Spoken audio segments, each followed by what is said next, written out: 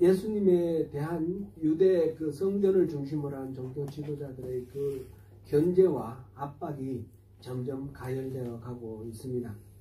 바로 지난주에 우리가 본 내용은 이 중앙에서 성전 중심으로 한 그 종교 지도자들이 특별히 파견을 해가지고 예수님이 하시는 은행 이런 것들에 대해서 조사를 왔습니다. 바리새인과 서기관들이 조사를 와서 그 사람들이 예수님께 질문을 합니다. 이는 그냥 지나가는 서기관들과 바리새인들이 아니고 파견돼 보냄을 예루살렘에서 보냄을 받은 사람들이라고 그랬습니다. 그렇기 때문에 그 엄중함이 훨씬 더 큰 그런 상황인데 거기에서 말하자면 큰 논쟁이 일어났습니다. 예수님의 제자들이 밥을 먹을 때 손을 씻느냐 안 씻느냐 그걸 이제 처음 이제 시작으로 해서 예수님께서 그들을 독사의 자식들아, 외식하는 자들아 그렇게 독사의 자식들은 여기에 나오시는 주제가 외식하는 자들아 이렇게 공격을 하셨습니다. 그러면서 너희들은 겉으로는 입술로는 나를 공경하지만 마음으로는 내게서 멀다. 사람의 계명으로 교훈을 삼아 가르치니 나를 헛되이 경배하는도다. 이렇게 이사야서 그 29장 13절 말씀을 인용을 해서 그들을 공격을 했습니다. 말하자면 그 서기관들과 바리새인들의 부당한 공격에 대해서 방어를 한 거죠. 그들은 늘 율법을 말하면서 실질적으로는 이 장로의 유전을 내세워서 율법을 어긴단 말이죠. 부모를 공경해야 되는데 이거는 10계명에 해당되는 얘기인데 5계명이죠. 그런데 고르반 하나님께 드렸다 이렇게 하고 부모님을 섬길 의무를 회피를 하는 거죠. 그뿐만 아니라 모든 이런 율법들을 자기들을 나름대로 만든 이 질서를 통해서 그것을 회피하는 그런 상황을 말씀을 하시면서 이렇게 대립이 아주 격화되었습니다. 예수님은 우리가 생각할 때 언제나 마음이 잔잔한 호수같이 이렇게 평화롭고 그러실 것 같지만 실제로 예수님의 그 여러 가지 사역의 현장을 우리 상상해 보면 때로는 뭐 이렇게 충돌하고 이렇게 논쟁을 하고 말싸움하실 그럴 때도 있고 때로는 격분해서 막 격노해서 화를 내고 책망하실 때도 있고 때로는 또 그 상황을 피하시는 경우도 있습니다. 지금 오늘 본문은 그런 대립이 격화된 상황에서 그 상황을 피하는 그런 장면입니다. 그래서 갈릴리 지방을 떠나서 그 북쪽으로 두로와 시돈 그쪽으로 가셨다 그렇게 됐습니다. 예수님께서 여우도 굴이 있고 공중의 새도 집이 있으되 인자는 머리 둘 곳이 없다 이런 말씀도 하셨는데 그만큼 예수님께서 삶이 그냥 평화롭고 이런 무사한 그런 상황이 아니었고 끊임없는 갈등과 문제, 충돌 이런 속에서 이렇게 또 문제가 있는 곳에 이렇게 계속해서 떠돌아다니시는 그런 상황이었음을 우리가 확인할 수 있습니다. 이렇게 형식적인 율법주의를 꾸짖으시면서 대립과 긴장이 한창 고조된 그런 상황 속에서 예수님께서 이제 피하셨는데 갈릴리 지방을 피하셔서 두로와 시돈 쪽으로 가셨는데 이것이 나중에 여기 마태복음 전체를 이렇게 두고 보면 예수님께서 늘 이 유대인들만 상대를 해서 천국 복음을 전하던 이 단계에서 이방 세계까지 나가서 병을 치유를 하고 복음을 전파하는 그런 예수님의 말하자면 그 사역의 지평이 확장되는 그런 중요한 계기가 되고 있다라는 것을 우리가 또 볼 수 있습니다.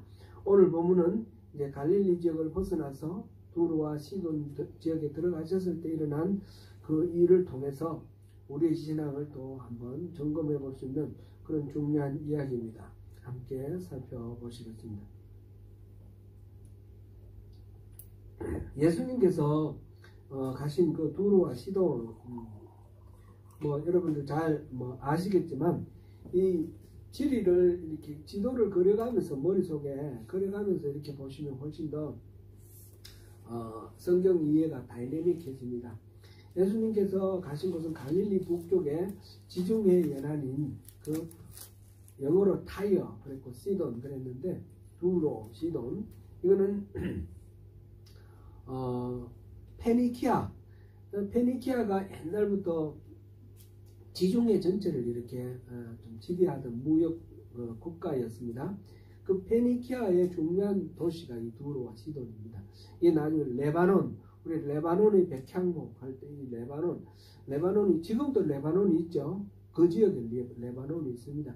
근데 그 지금 현재 있는 레바논보다 조금 더 북쪽까지 이렇게 이어지는 그런 그 해안 지역에 있던 나라가 페니키아인데 지금 그 지역으로 예수님께서 가고 계십니다.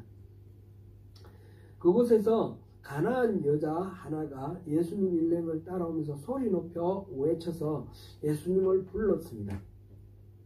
이 사건은 동일한 사건이 마가복음 7장 24절에서 30절 사이에 소개되어 있는데 거기에서는 이 여자를 헬라인이요 수로보니게 여인이다 이렇게 소개를 하고 있습니다. 지금 가나안 여자라고 그랬고 마태는 지금 마가는 헬라인이라 그랬는데 정확하게 이 사람이 출신이 어디냐 이건 중요한 건 아니죠. 그것이 수로보니게 수로라는 건 시리아라는 그거고요. 보니게는 페니키아 시리아라는 그 큰 나라의 페니키아 지역에 있는 한 여인이다 이렇게 이제 우리가 이해하면 되겠고요.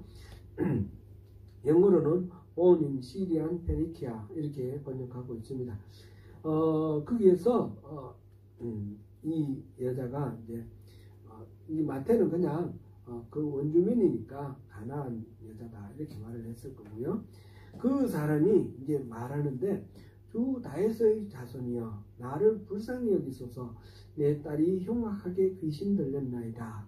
22절 그렇게 이 여인이 부르짖는 소리가 이렇게 기록되어 있습니다. 이 가나안 여자의 외침은 여러 가지를 암시하고 있습니다. 우선 다윗의 자손이다. 이 말은 이 유대인들이 그 당시 살고 있던 예루살렘 지역이나 갈릴리 지역에 살고 있던 유대인들이 다윗의 자손이요 이렇게 말하는 것은 바로 메시아다 그런 뜻입니다. 메시아를 부르는 말이 그것이고 예수님께서 나중에 기독교 그리스도 예수님의 제자들이 유대교에서 축출되어서 기독교를 이루었을 때 그럴 때에 다윗의 자손이라 그러면 바로 예수님을 말하는 그런 거가 되고요. 유대인들은 예수님을 오히려 함부로 다윗의 자손 메시아라고 참칭한다 해서 공격을 했고요. 결국은 예수님께서 십자가를 지실 때에 그 죄목이 바로 거기에 해당되는 하나님을 아버지라고 부르고 스스로 메시아라고 자처하고 이런 것 때문에 이렇게 십자가형을 받게 되죠. 그렇게 이 가나안 여인이 부른다라는 것은 이 사람은 이방인이지만 여호와 신앙을 받아들였다라는 것을 알 수 있습니다. 그리고 메시아 신앙, 이 다윗의 자손이 구원자가 된다. 우리 모든 삶의 문제들을 해결해 주시는 구세주가 된다라고 믿고 그렇게 예수님을 찾아와서 다윗의 자손이여 이렇게 부르고 있음을 볼 수 있습니다. 그리고 하는 말이 나를 불쌍히 여기소서 이렇게 말하는데 이 불쌍히 여기소서 나를 불쌍히 여기소서 이 말이 초대교회에서 아주 널리 불리는 하나의 찬송이 되었습니다. 그것이 키리에 엘레이송이라는 말인데 그런 찬송인데 영어로는 Have mercy on us 이렇게 번역이 되어 있죠. 그런 찬송이 나오게 된 뿌리가 바로 여기서 지금 이 여인이 하는 말에서 나왔습니다.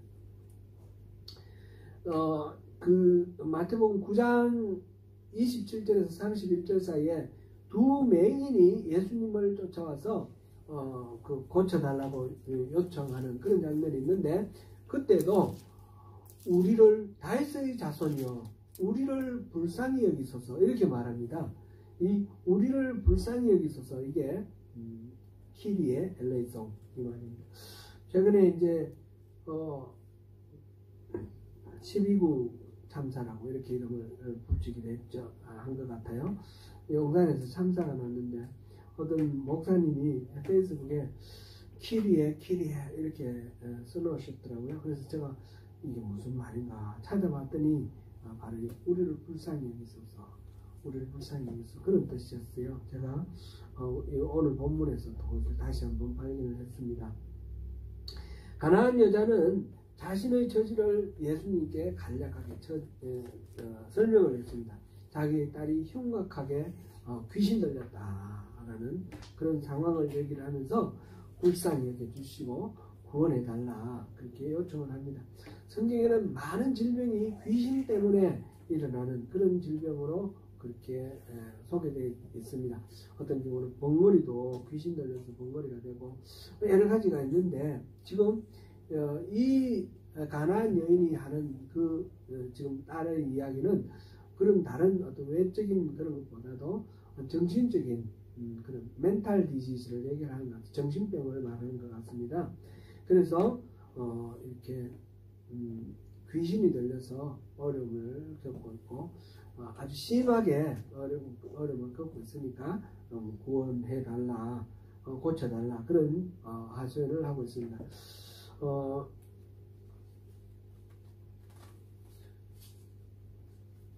이 여자의 호소에 대한 예수님의 반응이 우리가 참 이해하기 어려운 그런 부분이 있습니다. 우선 본문 23절에 보니까 예수님께서 한 말씀도 대답하지 아니했다 그랬습니다. 그 여인이 막 소리 지르면서 이렇게 다윗의 자손이여 나를 불쌍히 여겨주세요. 우리 딸이 심하게 귀신 들렸습니다. 그러는데 대꾸를 안 하고 모른 척하고 그냥 가시는 거예요. 침묵하고 가시는 겁니다. 예수님께서 세상에 있는 환자를 다 고쳐주신 건 물론 아닙니다. 때로는 기도를 하기 위해서 이렇게 환자들이 몰려올 때 떠나가기도 하셨지만 굳이 일부러 환자를 외면하거나 무시하거나 그렇게 한 적은 없으신데 여기서는 그 여자가 소리 지르고 이렇게 다가오는데도 모른 척 하시고 모른 척 하셨다라기보다 아무 대꾸를 하지 아니하시고 침묵하시는 그런 것이 좀 이상합니다. 그럴 때에 제자들이 물어봅니다. 제자들이 말하기를 저 여자가 우리 뒤에서 소리를 지르고 너무 시끄러우니까 그를 보냈어서 지금 이 여인의 마음은 어떤 걸까요? 딸이 그 귀신 들려가지고 정신병이 걸려서 너무너무 정신없이 이렇게 고통하고 힘드는데 제가 고쳐달라 그런 절박한 마음으로 호소를 합니다. 제가 어릴 때 우리 동네에 그 정신병 걸리신 한 분이 있었어요. 우리 친구 엄마인데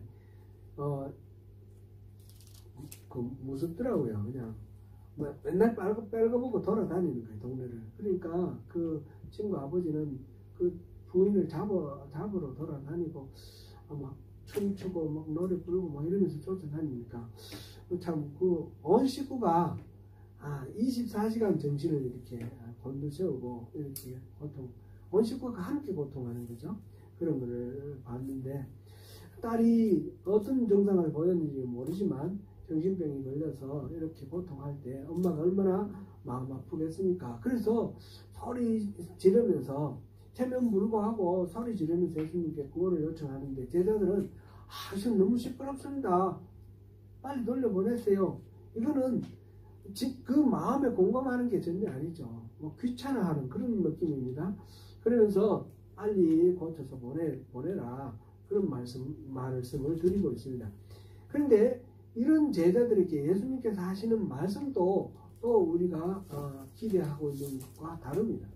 예수님께서 나는 이스라엘의 집의 잃어버린 양 외에는 보내심을 받지 않았다. 이스라엘의 집 잃어버린 양이라 그러면 유대인을 말하는 거 아니겠습니까? 우리 생각할 때 유대인을 말하는, 그러니까 이방인인 이 가나안 여인을 위해서 내가 보내심을 받은 게 아니다. 그렇게 말씀하시는 것 같습니다. 예수님께서 말하자면 인종차별하시는 건가요? 이방인들이라고 차별하시는 건가요? 분명히 예수님께서 이방인이라고 차별하시고 병을 안 고쳐주시고 그런 태도를 계속해 오신 건 아닙니다. 분명히 이방인들도 예수님 앞에 왔을 때 고쳐주셨어요. 우리 마태복음에서 봐도 4장 24절 25절 보면 그 많은 사람들이 예수님께로 몰려왔는데 그 중에 보면 수리아 지역에서도 왔다, 데가볼리에서도 왔다 이런 얘기가 나오거든요. 수리아도 이방인이고 데가볼리도 이방인들인데 그런 사람들에게 다 고쳐주셨어요. 그리고 또 8장에서는 그 가버나움에서 한 백부장이 하인이 병들어가지고 고쳐달라 하고 요청을 했을 때 예수님께서 고쳐주시는 그런 장면도 기록되어 있습니다. 예수님은 이방인이라고 마다하거나 싫어하거나 피하시지 아니하셨는데 왜 이 장면에서는 예수님께서 나는 이스라엘의 잃어버린 양, 이스라엘의 집 잃어버린 양 외에는 보내심을 받지 않았다 이런 말씀을 하셨을까요? 우리가 쉽게 답을 찾기가 쉽게 찾기는 어렵습니다. 그런 가운데 이 여인이 가까이 다가왔습니다. 가까이 다가와서는 막 예수님 앞에 절을 하면서 더 직접적으로 얘기를 합니다. 주여 저를 도우소서. 지금 제자들하고 얘기하는 거는 이 여인은 못 들었겠죠. 못 들었는데 그냥 소리 지르고 막 그러면서 부르다가 다가와서 예수님까지 다가와서 엎드려서 절을 하고 고쳐달라 그렇게 얘기를 합니다. 근데 이 여인에게 예수님께서 직접 듣는 가운데서 하시는 말씀은 더 충격적입니다. 뭐라고 말씀하십니까? 자녀의 떡을 취하여 개들에게 던짐이 마땅하지 아니하다. 무슨 말씀입니까? 이 이방인 여자에게 자녀의 떡을 취하여서 개들에게 던짐이 마땅하지 않다. 이 여인을 마치 개 취급하는 것 같아요. 자녀의 떡은 이 이스라엘 유대인들만 누릴 수 있는 하나님의 복인데 이거를 왜 이방인인 너에게 이거 내가 던져주냐, 그런 거는 마땅치 않아, 이렇게 거절하시는 것 같습니다. 예수님께서 평소 하시던 말씀, 예수님께서 하시던 어떤 행동, 이것과 전혀 이렇게 맞지 않는 것 같습니다. 이제 제가 이제 주석을 찾아보니까 예수님이 말씀하신 이 개라는 것은 일반적으로 유대인들이 이방인들을 낮추어서 부르는 경멸의 말로 하는 그 개라는 말하고는 다른 말이 돼요. 경멸의 말로 할 때는 들개라는 단어를 썼는데 이방인들에 대해서는 들개다 그런 단어를 썼는데 여기서 지금 쓰고 있는 예수님이 쓰시는 이 단어는 반려견이라는 거죠. 우리 요즘식으로 표현하는 반려견. 요새는 우리 반려견은 식구처럼 그런 여기죠. 제가 이제 뉴질랜드 처음 이렇게 이민 왔을 때 사람들이 하시는 말씀 속에 집에서 여자가 첫 번째고 두 번째는 뭐 자식이고 세 번째는 강아지고 네 번째가 남편이다 뭐 그런 얘기를 들었어요. 농담을 하는 얘기인데 그만큼 반려견의 그 지위가 이렇게 소중하다 그런 거를 말했죠. 제가 이제 이민 온 지 한 20년 지났는데 그 20년 사이에 우리 조국 대한민국도 많이 달라진 것 같아요. 지금 대한민국도 반려견에 대해서 가족처럼 생각을 해요. 뭐 지나가는 개를 보고 뭐 발길질을 한다든지 이런 식으로 했다가는 아주 야만인 취급받고, 그렇죠? 의식이 바뀌었어요. 반려견은 식구처럼 이렇게 생각한다. 그렇게 우리가 볼 수 있습니다. 2000년대에 예수님 당시에 팔레스틴에서 그랬을까요?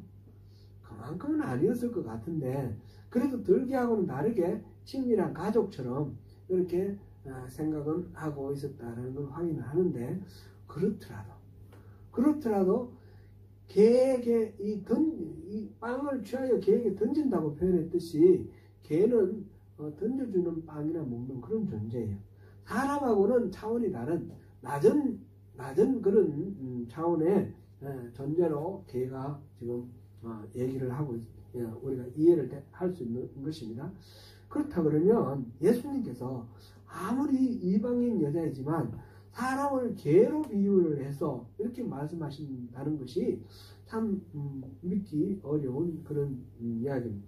성경을 그렇다고 해서 잘못 썼다, 잘못 기록했다 이렇게 말할 수는 없을 거고 이 속에 무슨 의미가 있을까 그런 궁금증이 이렇게 생깁니다.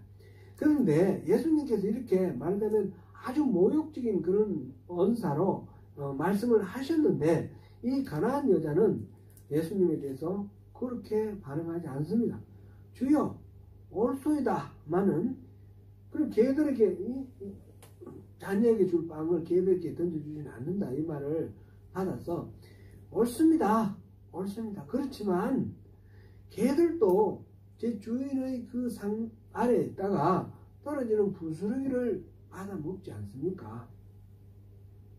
그렇게 얘기를 합니다. 부스러기 같은 내버리는 부스러기 같은 그런 떡이라도 나눠주세요. 그런 말이죠.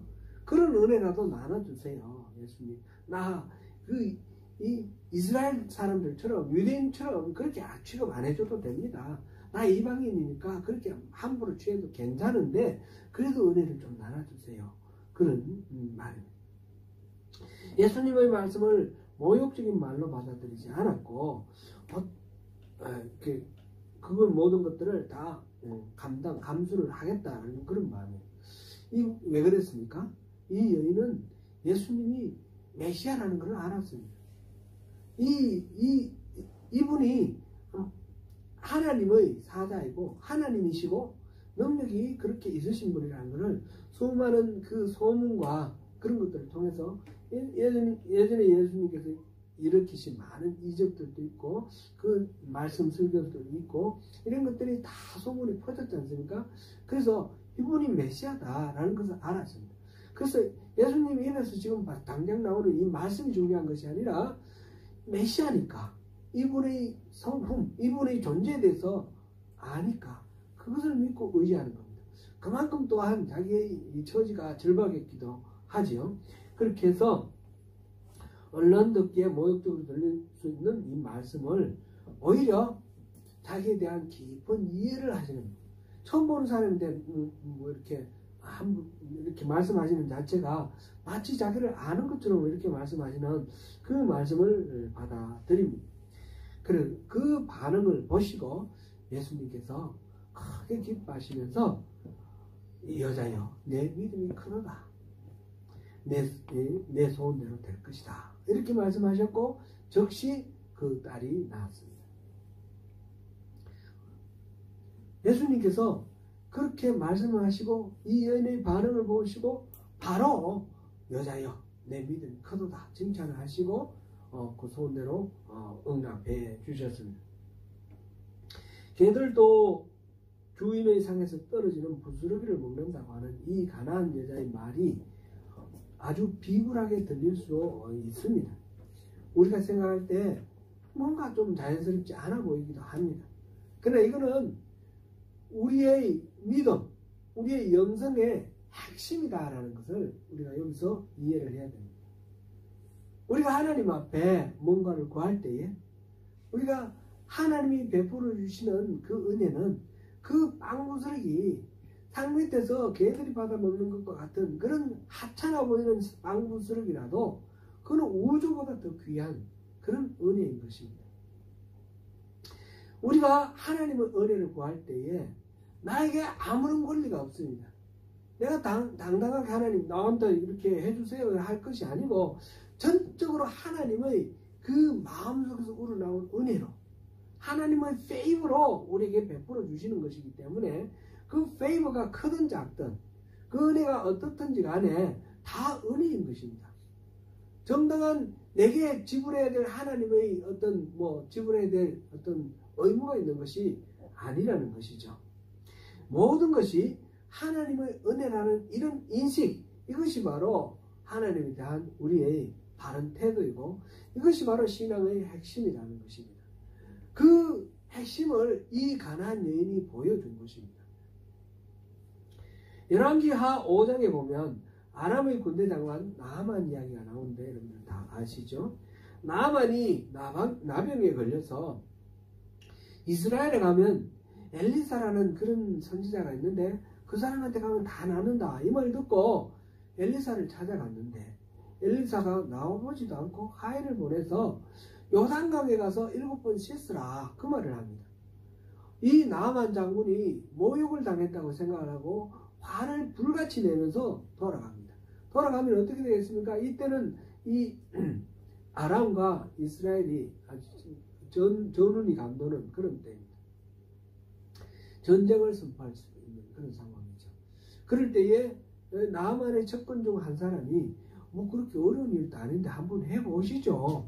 그렇게 권면을 했는데 나아만이 그러면 뭐 믿져봐야 본전이다. 우리 속된 말로 우리 표현으로 생각해보면 그런 마음으로 요단강에서 목욕을 했더니 어떻게 했습니까? 어린아이의 살결같이 부드럽게 이 나아만 장군의 나병이 완전히 나았습니다. 이 나아만 장군에게 있어서 필요한 것은 자기에 대한 뭐 이렇게 장군이니까 대접해주고 겉으로 대접해주고 이런 게 중요한 것이 아니라 핵심은 병 낫는 거 아니었습니까? 병을 낫게 해주는 처방 그것을 이 엘리사가 해주었습니다. 우리에게는 누구에게나 자존심이 있습니다. 우리 신앙생활에서도 자존심이 우리 신앙을 이렇게 가로막을 때가 많이 있습니다. 심지어 하나님 앞에서도 우리가 자존심을 내세울 때가 있지요. 이 가나안 여자의 믿음이나 나아만 장군의 이 믿음에서 우리가 확인할 것은 하나님의 은총에 대해서는 우리가 자존심을 내세울 것이 아니다라는 겁니다. 그저 겸손한 마음으로 하나님의 은혜를 감사하는 마음으로 그렇게 우리가 하나님을 대하면 되는 거죠.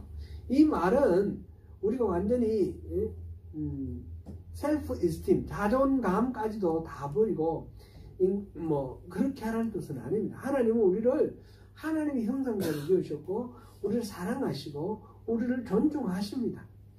그런데 그 하나님의 존중을 우리가 우리 자신의 자존심을 세우는 것으로 그렇게 해서는 안 된다는 것이죠.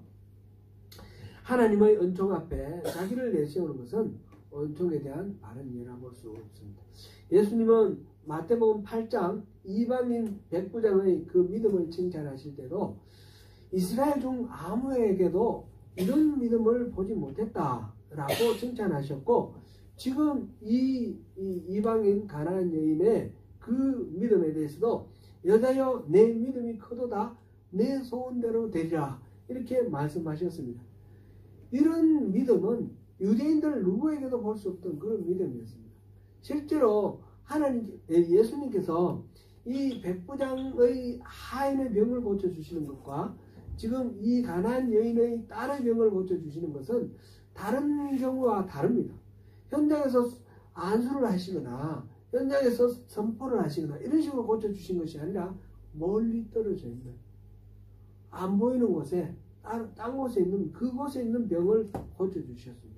아주 특별하신 그런 은혜를 베풀어 주시고 능력을 베풀어 주신 것입니다. 이 백부장의 경우나 이 가나안 여인의 경우는 예수님께서 그렇게 마음을 쏟고 계시는 이 유대인들 이스라엘 사람들에게서는 볼 수 없는 그런 특별한 믿음이다라는 것이죠. 이것은 구약시대의 하나님의 백성으로서 하나님이 선택하신 하나님의 백성으로서 이렇게 선물로 자부했던 유대인 구약시대의 하나님의 백성 유대인의 한계가 신약시대 예수님의 이 사역의 확장을 통해서 이방인까지 포괄하는 모든 사람들 가운데 하나님의 백성이 이렇게 범위가 넓어졌다는 것을 볼 수 있습니다. 그래서 요한복음 1장 12절 말씀대로 믿는 자 영접하는 자, 곧 그 이름을 믿는 자들은 하나님의 자녀가 되는 권세를 얻었다. 이렇게 말씀하셨습니다. 예수를 믿을 때는 다 하나님의 자녀가 되는 이 이방인이나 유대인이나 그런 차별이 없는 그런 하나님의 선민, 하나님의 백성의 그 영역이 확장된 것을 볼 수 있습니다. 예수님께서 말씀하신 이 두 가지 우리가 의문으로 우리가 남겨두고 넘어갔던 이 두 가지 말씀도 예수님께서 실수를 하신 말씀이 아니라는 것을 볼 수 있습니다.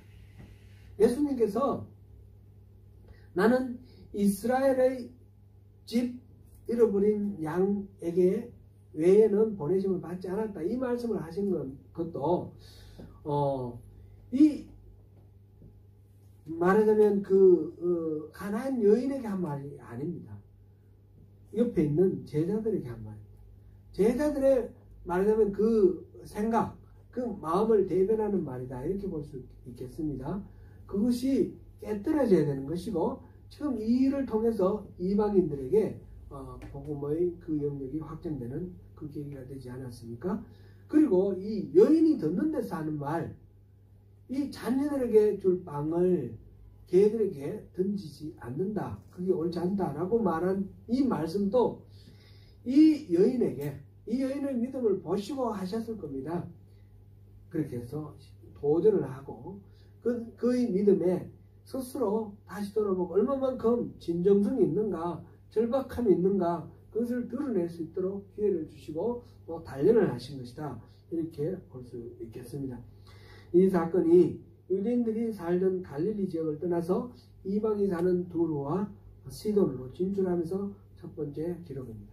그 이후에 예수님께서는 이 두로와 시돈을 거쳐서 갈릴리 북쪽을 지나서 갈릴리 동쪽 데가볼리로 가서 다시 갈릴리로 돌아오는 이방 지역 순회를 하십니다.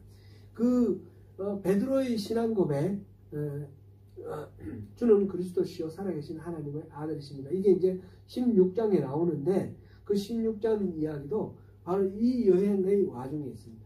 가이사랴 빌립보가 바로 헤르몬산 아래쪽에 있는 이방인의 도시죠.